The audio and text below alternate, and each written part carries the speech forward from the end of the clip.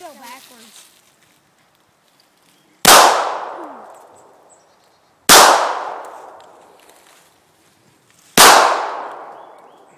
Did you hit that thing again? I think I got it again. Because it jumped up that time. Daddy, I think he has a more accurate pistol than me. I appreciate that. Yeah. Oh! I skimmed it again. Both sides of it. That's you, and that's you. Oh my lordy. So do you actually think if it hit dead on, it would explode? I don't know now. See, Because that's some tough stuff right there. See, I always thought there was like a rubber band in the middle of it or something. Like a rubber band ball or something. I've never actually opened a golf ball.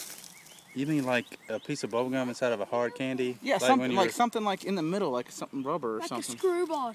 Well, I'll tell you what, we're fixing to get about 5 feet away and find out. How's that?